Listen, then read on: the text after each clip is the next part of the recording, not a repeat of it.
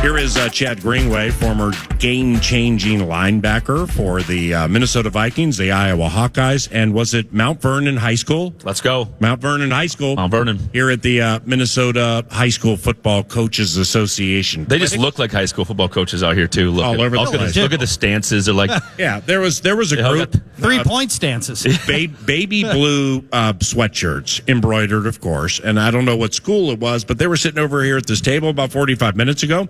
I don't know what version of the shallow cross or the counter tray or mugging the A-gaps they were going over, but I'm following that team. I mean, they were on point with the details and everything. I'm like, yeah. Light blue could be Triton, could be Becker. Yeah. Got a few options out there. I see some light blue out here. They walking around. Speaking of Becker. Yeah. I assume you are Team Clark. Oh, talking about Paige Becker. 100%, right? I am. I mean, obviously, my Hawkeye days have kind of pushed me down that path. Yeah, what she's doing is tremendous. What the Hawks women have been doing has been incredible.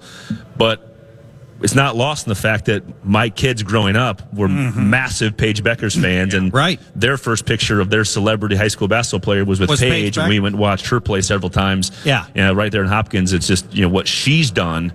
And how she plays the game is so impressive. And I think I just saw a stat comparing the two from just this round of the national tournament, and what Paige is doing is basically on par with what Caitlin's done.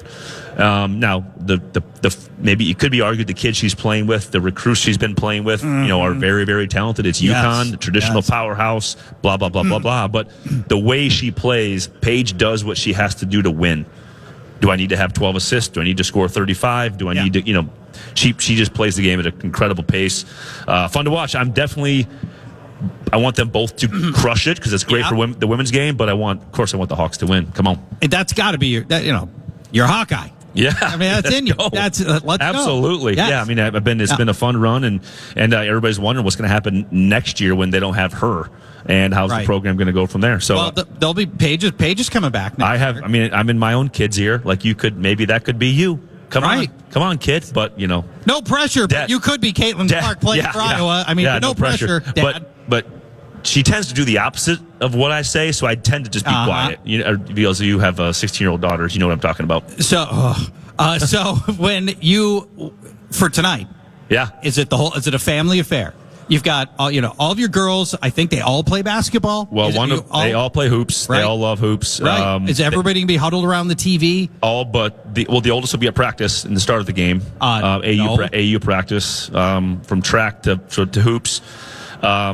But everybody else will be huddled around the TV, and when she gets done, she'll be back doing the same thing, watching. So you have watched Caitlin Clark and/or Paige Beckers markedly more than PA Charch, right? Right, Paul? Yeah. I don't know. Yeah, I'll answer that for you. Yes. Right. Yes. Caitlin's passing ability in that game against LSU. Maybe it's like that every single game. When you played basketball, I played basketball. It's so like when you start playing, there are some fundamental edicts that you learn from your coaches. No bounce passing in the key. Don't pick up your dribble by the baseline. Things like that. You remember? Oh, yeah. Not only does she bounce pass in the key, she spins it in a way where she has not thrown somebody open. She spins somebody open. It's phenomenal. Yeah, a little next level Shanny there, right? Yeah. That's the next idea of like this. There's things you don't do because you're the normal person, and then there's things that the uniquely gifted kids and people can do that make it look easy. Yeah. I think she sees that next step. 100%. And I think when I coach young kids, I usually coach like third grade. I just coached my third grader this year and up to sixth grade. It's kind of my world of where I coach girls basketball, and it's all about like your ability to handle the basketball unlocks everything, because you can't go score if you can't handle the ball. You can't get somebody open if you can't handle the ball. Like all that stuff. The coach can't take you off the court if you can handle the basketball. So that unlocks everything in hoops in general. To me, is from my opinion as I watch. So what Caitlin's the best skill level she has, we could probably argue other than her shooting. And what she's done just from distance is her ability to handle, because that allows her to see those things that other people can't see. With both hands. It's tremendous. And I think you're wrong. Court vision for Caitlin Clark is absurd. That's part of it. But it's because she has the handle. She's so clean with her handle. She trusts it so much that she can see that. She's never concerned with where the ball is.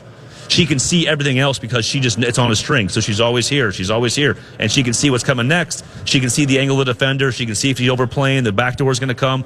Puts the spin on the ball, know where the defender is because she's up here rather than here.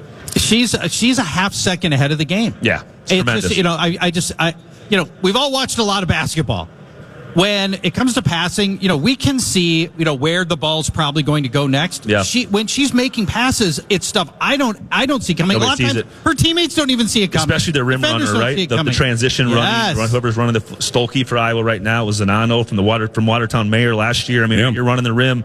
And you get hit with that pass. I mean, it's on a dime. It's 50, 40 feet long. And she's just put on. The best part about it is we're having this conversation. We're talking about women's college basketball. And we're talking about it in a way where, 5 years ago, or even a few years ago, if you ask the general 40-year-old male about college basketball, nothing. They didn't care. Right. And now, there's more interest because the game is changing, and you look at the ratings, you look at everything, and it also, I think, takes dads and people to talk about it and give it, watch the game. You can tell if you watch the game, you're like, these women aren't skilled. You're crazy. Because no, they're not dunking. Some of them are, but the majority of them are not dunking, so it's not as exciting. But the game is different. It's played better. The shooting is much more efficient and better. It's a tremendous game. And of course, I'm agreed. Girls, so. Agreed. And I am Johnny come lately to this bandwagon, but I watched jump on, man. I watched all of Monday night's game, the first half of the second game, and tonight at 8:30 became appointment viewing for me. Where I'm like, when is this? When does she and do they play next? And what am I doing that? Because I want to watch it again. So it's pulling people in that way, simply because she's a polarizing young lady who I think handles prosperity extremely well. She has a lot of people tugging at her. And she's stoic. She's almost in stoic fashion, just handles it beautifully. But let me ask you this. If I were to say Caitlin Clark is a better shooter, a better naturally gifted shooter than Paige Beckers, would I be right? I mean, from anywhere on the court, and it probably would be a yes, only incrementally. I don't think the mid-range game, Paige has had that on lock for a long time. I don't think that, again, I'm sure there's a stat out there that calls me that I'm wrong, but I think Paige's ability to play in the middle of the court, 15 to 19 feet, is tremendous, and her ability to feel when to pull up rather than when to go to the rim. I'd argue that Caitlin's better going to the rim, and certainly from distance. Percentages show you they're pretty even on the 3-point shot. But I think the level of difficulty that Caitlin's taken is much more challenging because she's able to spread the floor. But Paige's mid-range game, since she was in high school when I first started watching her, has been she has a crazy feel for the game. Now, he's tremendous. I can't remember Lindsay Whalen getting up and down the court with the right and the left hand. Can't remember some of the great women college basketball players in history of the game and how fast they got up. If there are players who can dribble with both hands, full speed, the way Beckers can, I mean, she's faster with the dribble, full speed, than Caitlin Clark, in my opinion, from the brief times I've seen it. But that is such an art to be, because they teach it at a very young age. You've gotten there when you can dribble as fast as you can run without the ball. Absolutely. And she's phenomenal at that. Yeah, I think when you look at what you talk about Whalen, she was an elite winner. She is a winner. I don't know about her. I didn't watch her a lot. Obviously, as a kid, word wasn't around, and even in college. But she's a winner, and that's also a whole level, your ability to lead, your ability to be in the locker room. That separates you as well. Lindsay played like Allen Iverson. And I say that in that she was fearless. She would get into the key, knowing she was going to get smacked. The fall was going to be hard, and it was going to hurt. But I'm still going to get the and one. So she played a little bit like Bubba Chuck. And I think when you look at that, of course, we got to talk about Hush Native. Harley, how we doing? I think when you talk about Whalen, elite winner, elite skill set now you have a little bit of both, right? Because you can't argue that, even if Caitlin doesn't win a national championship, she's been a high-level winner, with where she's at.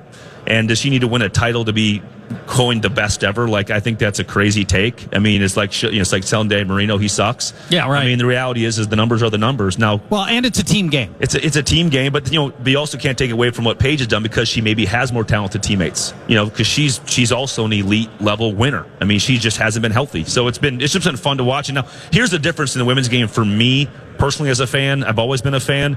But the parity has gotten so much better because it's starting at the youth level up. So the base of talent here in Minnesota that I know pretty well, just based off being in the youth world, is vast. You talk about, you talk to schools that are recruiting. Minnesota is in the top 5 of states that are recruiting for women's basketball. Wow. It's right here. And we can thank our winters to go inside because nobody wants to be outside.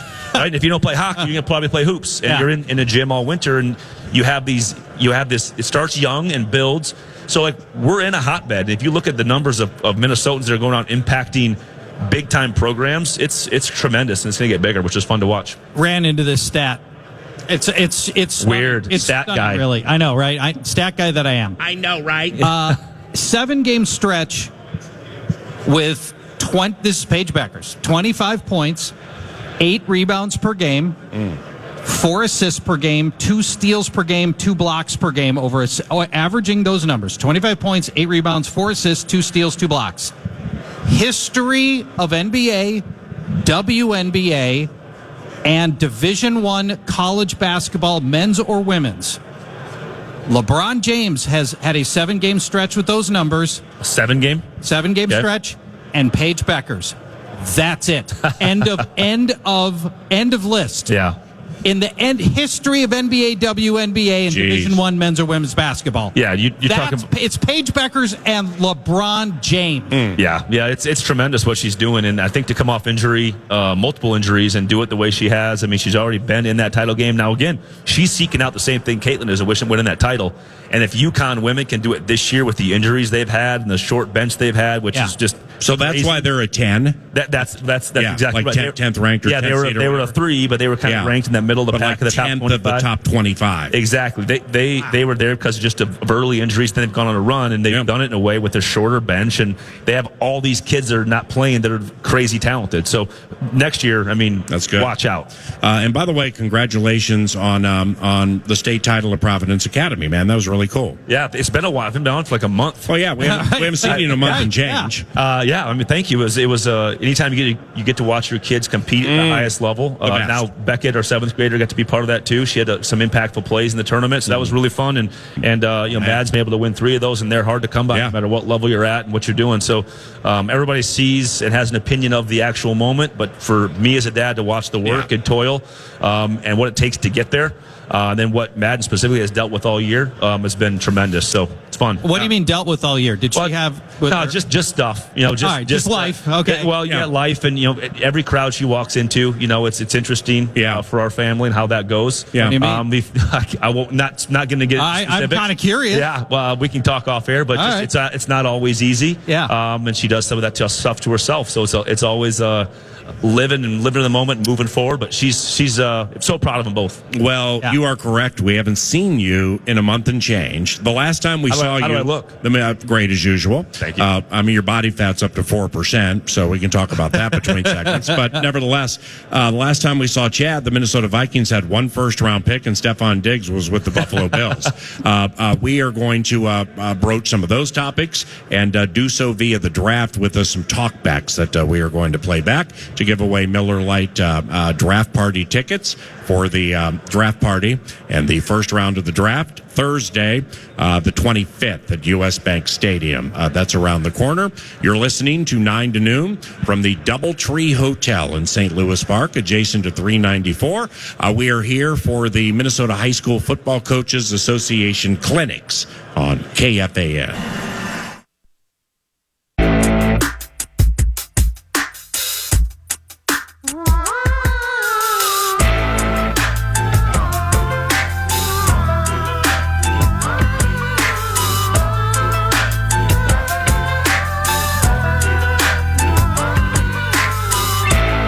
Draft party tickets.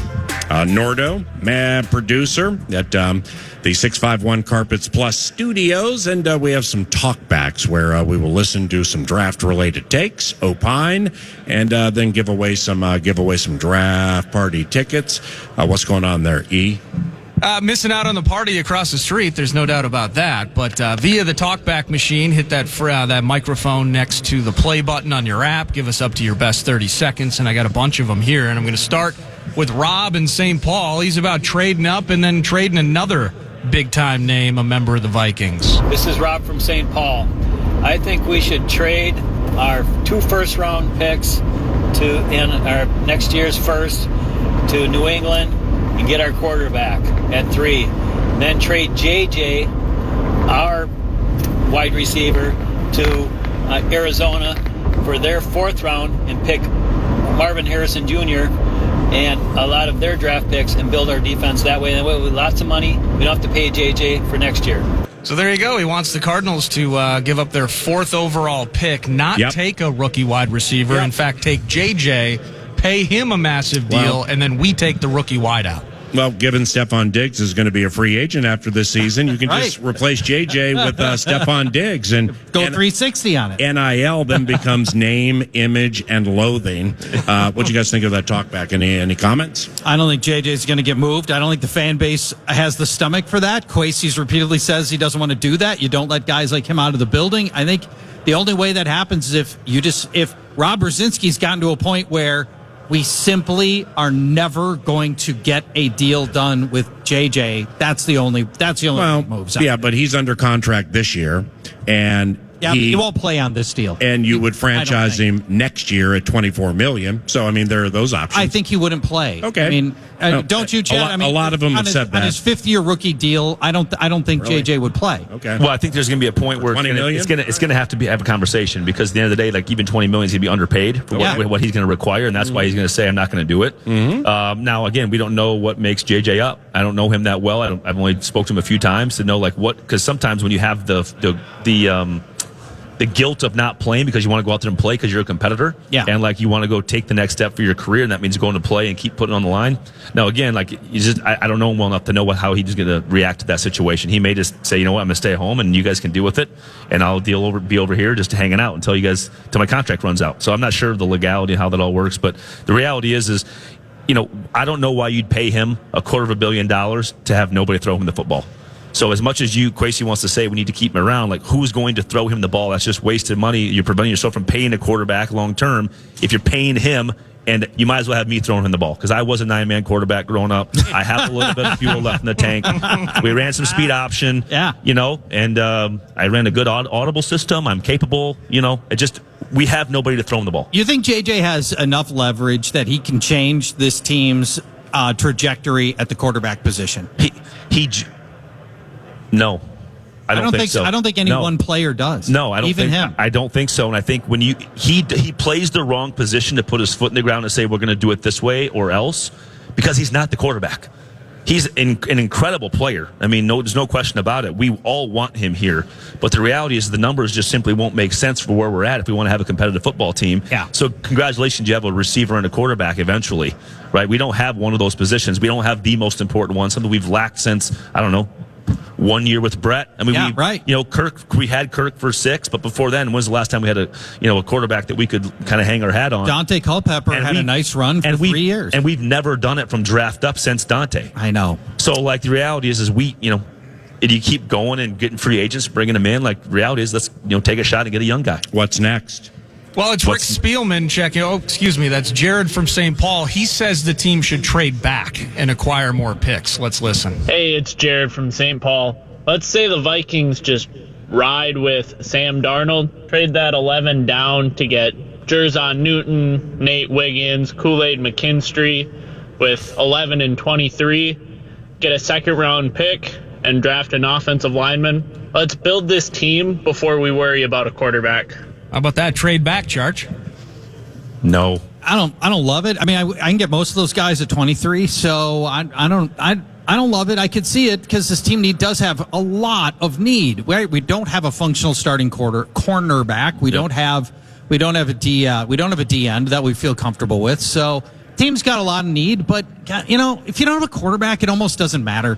When you've got a Sam Darnold who's and maybe his best days are ahead of him, but he is a career under 500 quarterback. He's thrown more interceptions than touchdowns. You're pinning your hopes to an aged veteran.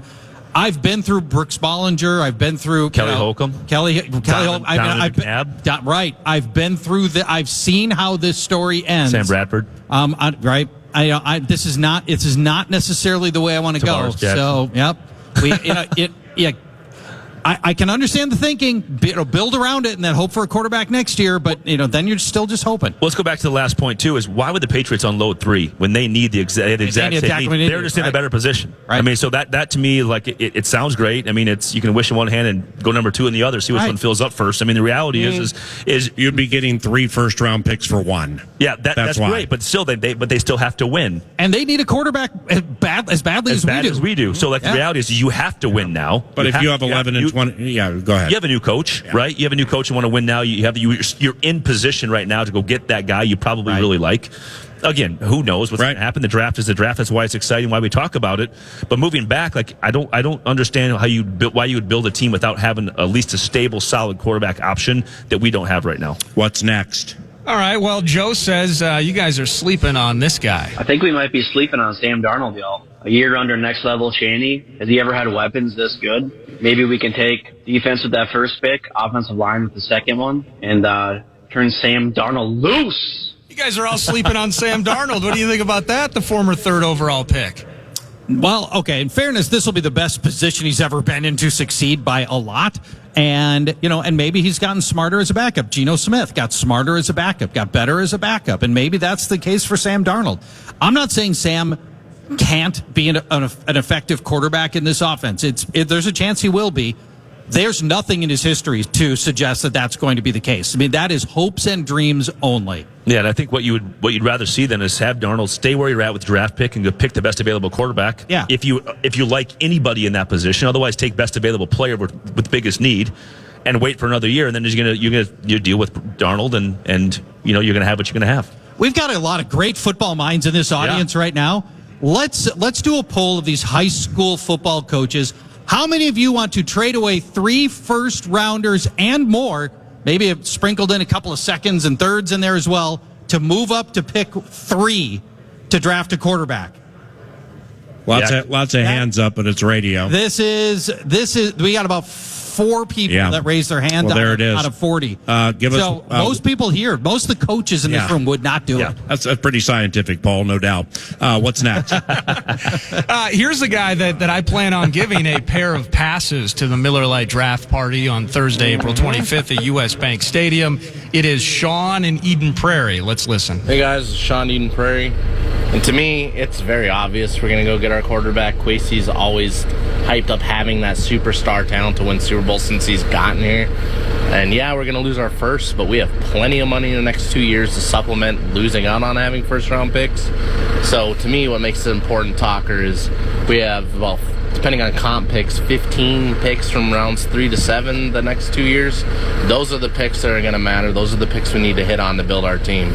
So go get your guy. Kwesi's been loud about the Tom Brady, Patrick Mahomes-esque type of Super Bowl quarterback talent, and you get comp picks, and you're going to supplement with free agency and extra cash the next couple of years. What do you think? Chad, which diesel was that running in the background? I don't know. I noticed that. I think it's a 3500. He's got to get back to work. Probably working some ground right now. I think he is. He's drying out a little bit.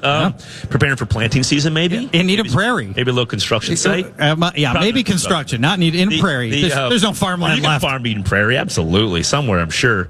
I think the reality you think about is the trade up and go get your quarterback at 3 is you're still giving up so much to not have a guarantee. Because we're talking about the 3rd overall pick right now, Sam Darnold, that's in our coffers that we have, right, that was this guy we're talking about how many years ago. So, you don't have a guarantee in the draft. That's what makes it so hard.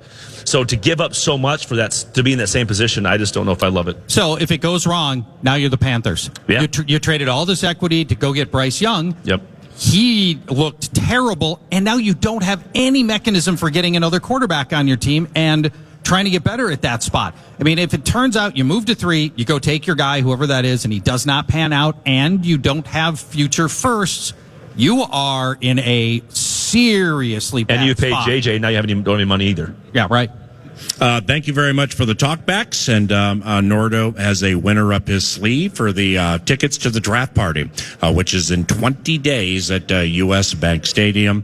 Chad Greenway, Paul Charch, and Paul Allen here at the Doubletree adjacent to Minneapolis. We're in St. Louis Park for the Minnesota High School Football Coaches Association clinics. And Coaching Immortality, Ron Stolsky is coming up about 30 minutes from now. My man coached coached high school football about 6 decades. Amazing. And also nearly a half century as a head coach at Brainerd High School. That takes place at 11. But in putting a bow on the conversation with 5-2, Chad Greenway and 5-2 Radio, Stefan Diggs was traded from Buffalo to the Houston Texans yesterday. So through 9 years, he's been traded twice. Maybe the pinnacle, maybe close to the pinnacle of professional happiness, will be secured by Mr. Stefan Diggs. This time, now working with C.J. Stroud, D'Amico Ryans, and the Houston Texans. What do you think? Yeah, I love D'Amico, first of all. Great edge no coach, kidding. great human being.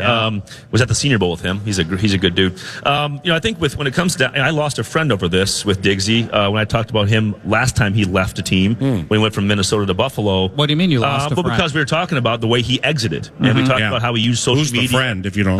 Diggsy. Oh. Well, then he never was your friend. Exactly. So great teammate, loved having him. But the reality was, I just talked about how the fact that he forced his way out through social media and his kind of how he went about it. And I not showing up to meetings, late to practice. As much as I loved him as a teammate and all the things he gave, there's a better way to go about it. Was my opinion. Yeah. And I stated it, and he hit me up on social, and then at the end of the day, what happened? Then he blocked you. Not privately on social. Not blasted, but that's sweet. Okay. So reality was, he could have texted you. Could have hit me up. Right on, man. That's classy. But the reality is that he forced his way out his way. Yeah. And I gave an opinion, and I thought there's a better way to go about it. And he's an excellent player. He's a guy who's as shifty of a route runner as I've ever seen. I mean, to watch our DBs and corners try and stay in front of him when he was coming up through it was incredible to see what he was doing, and you knew he was a unique talent, and he went about it the right way until then. Yeah. In my opinion, like good is always going to get to the spot. It's just like was Percy. Percy always had an issue with how he was handled within the system, but you never knew it as a teammate because he would run through a wall for you. Yeah. But then all of a sudden, like he couldn't handle the decisions that were being made, rather than just being elite. Like Percy was top 5 freak I ever played with. Just be that guy. They have to give you the ball because you're going to make plays. So with Diggs, I mean, he's high level. He just got to go play. And, again, maybe Houston's going to be a great spot for him. Young quarterback, super talented. They made a huge run. I mean, D'Amico's going to be a guy who's going to be a team-first buy-in. Like, you're going to toe the line because that's how D'Amico, that's how he lives. That's he's how not going to put up with this. I don't think he is. Now, he's younger. He's maybe in a position where he can think that way and kind of see the way he's going about his business. He's not the old guard football where he's coming from in Buffalo. Right. Which I think could help Diggs a little bit. And I think D'Amico could maybe give him some insight. But the reality was, he's gone into a new team, and maybe now he'll find a way to be content. But it's going to come down to what's best for Stefan. Think about he's had for a player who's been in 3 different spots.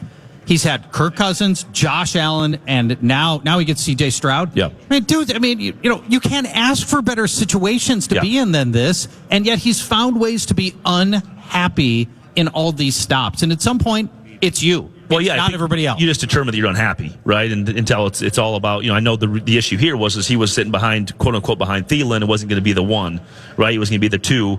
And I was like, but he was playing like a 1. Yeah. And you're going to probably be compensated like a 1. And there was a way to go out about it to become a free agent or go to that next contract, and you're going to get paid because you're really good.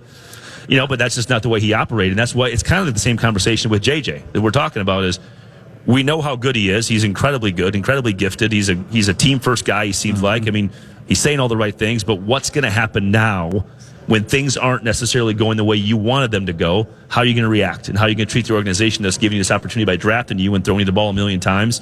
I'm just curious how it's going to go. I don't know how he's going to respond. He may sit out and say, I'm not playing again until you pay me, $250 million. And it might sounds, man, I should have played receiver. Yeah, Goodness. right. And you could have, for Goodness. sure. Oh, yeah. You're built like it. Of course. Yeah, absolutely. You remember Diggs' rookie year? Yeah. How fast? We've talked about this before. Like, Christian Ponder shows up, pretty fast. He's not the guy. Diggs shows up. How fast did you know he was going to be special, even as a rookie or your mini camps, OTAs? It's, May and June. Yeah, I mean, when you've seen enough things when you played in the NFL for a few years, like you've seen like when they hand the ball to Adrian, you're like, I've never seen that before. Right. And Percy comes in, you're like, I've never seen somebody. It's like a Tesla. Like he just his first 10 is like something I've never seen, even from Adrian or anybody else.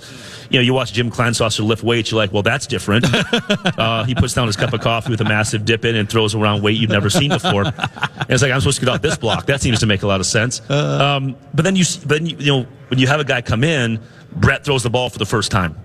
Favre. I'm like, well, I've never heard a ball get thrown before. Right. That was a whistling by your helmet. And then you see Diggsy run a route, and his detail and his ability to shift and get out of cuts, I've never seen it before. And I had played for a long time at that point. Yeah. And it was unique. It was different. It was unique, and it was creative, and then you would see him take on our starters and be like, well, we can't stay in front of him.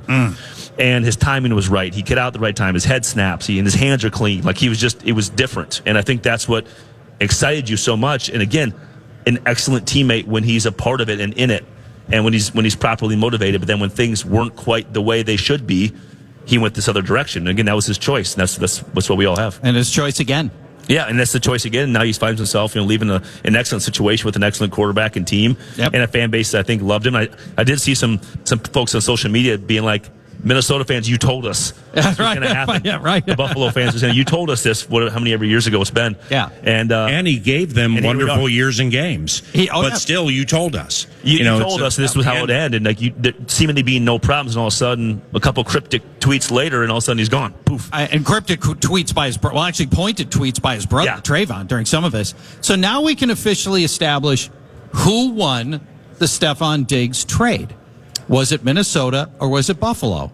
Buffalo gave up the pick that the Vikings used to acquire Justin Jefferson. Buffalo got Stephon Diggs and got a lot of production out of him, but never got quite to the Super Bowl that they wanted. Neither has won a Super Bowl, so we're even. And arguably we're not in a better position either, because now we have a massive deal we have to pay him, and we don't have a quarterback to throw to him. So like the argument that we won to me is a little lost. Like the reality is we haven't won, right? Which is the only goal in the NFL. Now we can argue all day long because we need to have things to talk about of who won it. But now we're sitting there have to pay him $200 million, and we don't have a quarterback to throw to him. So we're not in a great spot either. But we hold the rights to the best player at his position, Justin Jefferson. Yeah. Right now we've got the rights to him, and that's worth something. And that's more than Buffalo's we'll got see right now. if it's worth something. Yeah. We think it's worth something, but it may just be a heavy lift. Could be. What's in the hopper with a Grey Duck? Yeah. And are you still with the Twins? Twins home opener yesterday.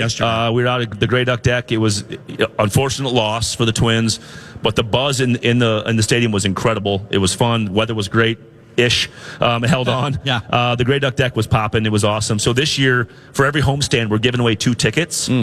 If you go on social, tag us, and show us you making a Bamba Juice, which is our specialty cocktail for Twins season, that we serve out in left field. So tag us, make a video of you making a Bamba Juice, and you can enter a chance to win 2 tickets to every homestand all year long. So pretty fun. That's beautiful. In closing and in theme with what's transpiring here, we are at the Doubletree Hotel in St. Louis Park, adjacent to Minneapolis. Second consecutive year, 9 to noon. Has had the honor of taking part in the Minnesota High School Football Coaches Association clinics. If like all of a sudden, like say, a linebackers coach for wherever was not able to show up, and here you are, and they're like, hey, for 30 minutes, we need you top of the head to share what you learned with the Minnesota Vikings, what you learned with Norm Parker and the Iowa Hawkeyes and whomever. What would you teach aspiring linebackers in this day and age? Let's say inside linebackers, because the edge situation has become defensive end, outside linebacker, and hybrid safety. But the inside linebacker, granted, the sizes where the weights are now 225, 230, 235, Kendricks-esque. They can be a little smaller, but they run like the wind. Then you get the Ray Lewis's up there around 250, 255, stuff like that. What would you share with these coaches about teaching points and or clinic type of suggestions for inside linebackers? Yeah, for backers only, I would say the biggest thing I took, obviously in high school I played safety and quarterback. So I'd never played a snap of linebacker in high school.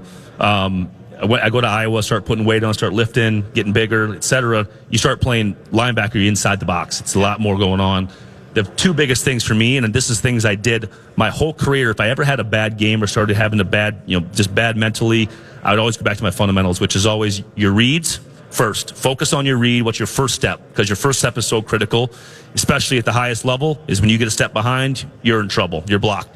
But that also plays in, correct me if I'm wrong, the guy next to you, if during the action, which is fast, you perceive they did something wrong or different, that doesn't necessarily mean you don't follow your step, right? Exactly. I mean, the reality is you could have a 3 technique in front of you, go the wrong direction, and or fall out of stance, whatever happens, especially in a high school game. So many things can happen.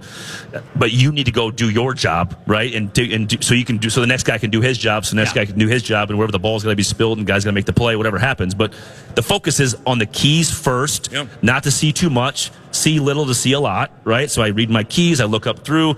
The old adage is the fat guys never lie to you, right? The running backs and quarterbacks will, so you have to read your keys and be clean. But the biggest thing I think that I had to progress throughout my career to improve and become really good was my ability to use my hands to get off blocks. And I think that was the key, was like to be more physical at the point of attack, to use my hat and hands, use my face mask in my hands at the right time to shed and get off. Those are things that I wasn't very good at when I came to be a pro. That I had to be good at, because Steve Hutchinson's coming at you. Like, you got to figure out a tactic to get off of that block. So if your first step's bad, you're in trouble, right? If you're not physical at the point of attack and can get off, like hit and get, like you're going to be in trouble. And then the next thing I would always do was always be on the tackling dummy. And it wasn't about how physical and how hard I could get somebody, but just technique and where's my head and because 99% of your tackles aren't going to be square up like we teach it. It's just not going to be that. It's just not reality of football. There's too many things going on. A guy trips, you're jumping over a block, you're jumping over something else, you're getting off a block, you're stumbling. The reality is you got to get the guy on the ground. So for me, it was always about, I got to be creative on how I can get that done, because it's not always going to be square a guy up, pull him and tackle him. Head's not going to be across the majority of the time, because it's just not how football works. How do you practice that? So the myriad variables you just described. How are you supposed to practice for that? Yeah, so I think in practice, when you're doing even tag-off period, like coaching-wise, I'd be very strict on how we run to the football, which has to be every snap, non-negotiable. It was every rep of everything I ever did from the moment I went to Iowa to the moment I retired in the NFL was every snap we tracked loafs. And if there was somebody in the backside of a play is, hey, I have backside contain on this run play, it's a pitch opposite to me.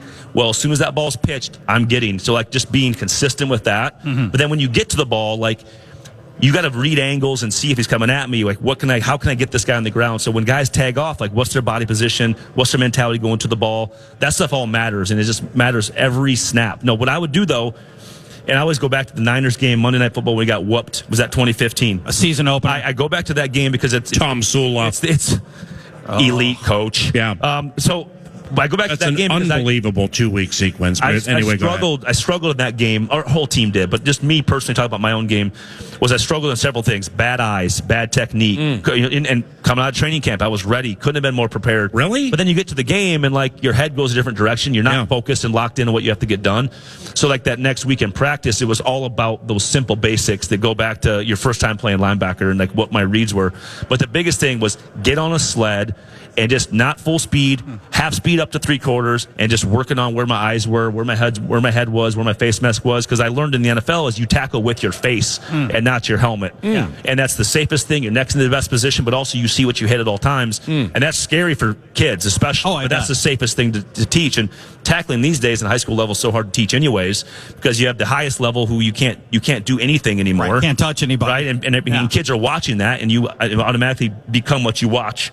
Right? So now we can't drop tackle. Like, well, you can do that in high school, and you better do that in high school, right? Yeah. So it's hard to teach, but I would always go back to the fundamental and just one-man sled by myself, sometimes not even a coach, and just go through where I made mistakes, where I missed, and how I can clean that up. And to me, that was the best thing. So to get a kid and to get a kid to fall in love with that process of keeping things simple and just replicating those every day. And they did a story on UConn men's basketball with Dan Hurley, the coach right now, and they're humming obviously and favored in the Final Four. Their fundamental basketball ball handling for every practice was like going to a 4th grade practice. Wow. And like it just shows you like those things, and these coaches all know that, is like those things are the most important. Yeah. But you have to marry yourself to them every day. And that's how you become go from a high school coach, high school player. When you're a pro, you're coaching yourself, and you know what you made a mistake at, and you have to clean it up yourself. So I think that's the thing. Those things would be the biggest thing. We're at the DoubleTree for the Minnesota Football Coaches Association. You're looking at all of these high school football coaches, Paul, and I think you can validate this. Probably 8 times out of 10, when we ask a professional player, who was the great coach that really put you on this trajectory to become a pro? 8 times out of 10, they talk about a high school coach. Yeah. Was there a great high school coach for you? Yeah, I mean, to the point of like when they talk about him, it gets emotional because he it's more about Myron Steffen was my high school football coach and my high school track coach. Small school, they do everything. He was wearing the 70s style Pumas. On the football field. Yeah. And we still did bull in the ring and all the toughness drills. Like the week of the state championship game, like we're going bull in the ring because that was our identity was toughness. Bull in the ring, ball in the middle. Yep, and X amount of players go for it. Just old school, hard nosed mentality, which you can't ever lose, even this day and age of sport. Is you have to have that because that still wins. Yeah. But it's hard now for these coaches out here looking back at us. Is how you get there. And I see. I followed the Hutch program really closely because we have our football camp out there. They're endlessly in the weight room together, grinding each other because iron sharpens iron as one man sharpens another. Like the team culture still matters in football. So Myron Steffen to me not only put me in a position to show me how to be a leader and how to be tough and how to be a team player. Yeah. But also he gave me the idea that I could do something bigger than just being Mount Vernon. And nothing wrong with just being in Mount Vernon playing 9-man football, but the mentality of like, you're good enough to go do all these other things. Mm-hmm. And when you plant that seed into a 16-year-old kid who is so motivated to go, to be a pro or to go play college football at any level, like how do you grow that and foster it? And he managed that so well. And so I owe him everything. I mean, he's a tremendous coach. Doesn't get enough credit. He produced like 7 D1 kids out of a town of 400 people. That's crazy. 2 of them were his own kids, so I guess that counts. But just tremendous on every level, and I owe him everything. So as are you. Thank you. Thanks. I appreciate it. Hey, Chad Greenway, ladies and gentlemen. How about a round of applause? Thank you, coaches. Thank you, Grey Duck, and thank you, Chad.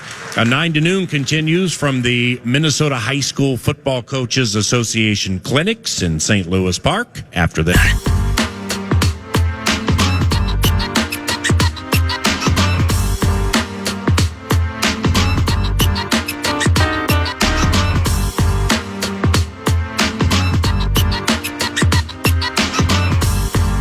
Time for 2 more.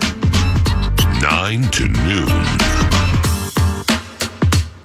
What in the ham fat is going on with you guys? The Vikings.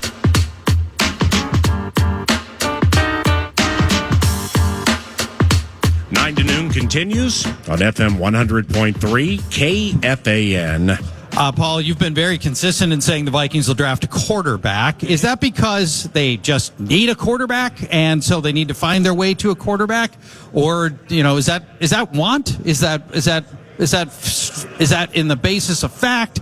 Is it just like, God, this team's got, they got to come out of this first round one way or another with a quarterback. I don't think they're going to make it happen. I don't believe it can be on the basis of fact, simply because I don't, I'm not privy to what other teams are going to do or are going to request. And you touched on that earlier that, it may be too expensive to get to certain spots. It's this take or opinion by me, A, obviously doesn't mean it's going to be right, but B, it's been a common thread since the season ended. It's just being around football coaches and personnel people and facilities or facility, but they all talk the same way. I just know, even if I haven't heard it at Twin Cities Orthopedics Performance Center, there's a lot of, well, we're never going to be, we're going to do this and we're never going to be picking around 11 again. We're never going to be picking around 10 again. So, if that's the case and you believe the future has some grandiose to it, how could it without a quarterback? So therefore, I just kind of deduce what is needed, how antiquated as it may be, how they think, and also now with the second first round pick and what you can do with that plays into it. But also it's being willing to recognize that when people say certain things and being an old schooler, I may need to wait on it a little bit, like 2020. Paul, greatest wide receivers draft in the history of the NFL. Trust me. I'm like, cool. After 25 games, we can have the same conversation, look back at them, and then compare and contrast, and we'll see what we come up with. Well, I mean, you could quickly tell with some in that draft that the take either was right and was dead on, or the people knew what they were talking about. So what'd you do in that draft? the fourth one you got was Jefferson. So, and then you also ended up with Osborne, and like Gabe Davis was part of that. I know he's on a new team now, but it was deep and thick and rich with wide receivers, and the take was good. Heard the same thing last year about tight ends and just how deep it was, and they all worked out. Well, now I'm watching the Green Bay Packers with Luke Musgrave, who can play. Yep. Tucker Kraft, who might be as good as him, but from a skill set standpoint, he's not as fast, and you can't run certain routes with him that you can Luke. But nevertheless, Luke's probably not going to block and protect the way Tucker is. Well, then the Vikings had this undrafted Baylor kid named Ben Sims all offseason and during training camp, tight end from Baylor. Well, the kid was fantastic. I mean, he just not only a likable, smart guy, he just was different as some rookie tight ends would go. So they tried to put him on the practice squad. You got Hawkinson and some other things, and I don't think they thought they would lose him. But nevertheless, he gets plucked by Green Bay, ends up being active well over half of the season. So there are three from last year's draft, all active with one team that made the playoffs, won a game, and these tight ends had something to do with it. Okay, so I don't need to see 20, 25, 30 from these guys to know that take was right. We have heard about the depth of the quarterbacks in the 2024 draft for over a year. Yeah. And we've heard the name Caleb Williams 8 million times. Drake May, that name has been bandied about, not so much McCarthy. That's kind of newer. But then Penix. Bo Nix were on radars 2 years ago. Yeah, Nix 2 years ago, might have been considered the best of the bunch. Yep. And it's just, what I do is it comes to the right people with whom I have a track record saying certain things locally or with other teams, and they're right markedly more than they're wrong. So therefore, I look at the complexity of that, okay? And I believe from Williams through a quarterback or two who will be taken on Saturday. Could be Spencer Rattler, could be Tulane guy. I don't know who it's going to be. I'm not going to pretend like I do either. But, there are quarterbacks who will be drafted on Saturday who have a better chance at getting a second contract as a starter than the NFL. Again, this is me sharing what I've been told.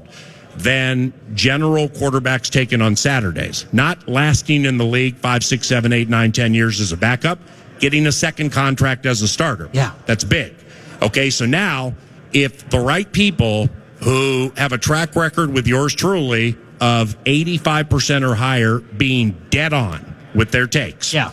Well, then so now I look at it as, okay, well, you definitely need to be part of this. And what do you have and where do you pick? And then Kwesi adds the extra first. And so then you look at the 2022 draft here and you're like, all right, not the greatest draft in the history of drafts in the history of the National Football League. It's a long history. A lot of correcting to do from that. Did it set the team back? Yes. How far? Still to be determined. 23. Some things got better. Second draft. And, but the team regressed to 7 wins. What's the biggest reason the team regressed to 7 wins? Well, Kirk's injury. Using 4 quarterbacks. Yeah. Okay, so now let's put that in there too. The line of delineation that was drawn with Cousins by management months, maybe a year ago, where knowing this is going to come up. Here is the draft. Here's where we pick, and we're not going past this. And I don't think anybody thought it would get stratospheric up to $100 million guaranteed, but nevertheless, it's clear to me there was a line of delineation drawn by the Minnesota Vikings with what they were willing to pay. And so they also were willing to let him walk. All of that, it offers too many signs to believe Sam Darnold's the next quarterback. It just offers too many hints, signs, crumbs, whatever you're looking for, to believe we feel that we have enough equity and currency in a draft that is full of talented quarterbacks to get up from 11 and get one or maybe the one we prefer. So all of that leads to it. Do you believe that the fact that the Vikings are in a uniquely excellent position for a quarterback to succeed. Creates more of a mandate for Kwesi. And when I say uniquely excellent position for a quarterback to succeed, I mean you have 2 very good tackles. You have 3 really good receiving options in Justin Jefferson, who presumably will be with the team, Jordan Addison, and TJ Hawkinson. You've got Kevin O'Connell, who looks like a very good quarterbacks coach and runs a quarterback-friendly offense. I think you put those things together, as compared to, like, let's say Justin Fields, right, who got dropped into a dysfunctional spot in a Chicago team with a terrible offensive line and no receivers, and he couldn't. It was such a bad spot that he might have been a great quarterback with some other team, but he wasn't able to overcome the fact that there was no talent around him. But after we chat with Coaching Immortality, with all due respect, personally thinking, I think it's more to it than that. I mean, if you watch Justin in his first year and change, Coach Stolsky will know this. Quarterback coaches, or those who have quarterbacks in this room will know this. If you're a one-read guy, if you don't have a swivel and you naturally cannot scan the field and go off your first read, you ain't going to make it. So until Justin Fields proves, and with DJ Moore, it got better, because he'd look off other guys to get to DJ. Justin doesn't scan the field. Lamar Jackson scans the field a little better than him, but he's more of a run-first guy than Justin. So it's a conversation for after Mr. Stolsky joins us, and there he is. Ron Stolsky, Coaching Immortality in the state of Minnesota. He will join 9 to noon right around the corner. We are at the Minnesota High School Football Coaches Association Clinics, and you're listening to KFAN.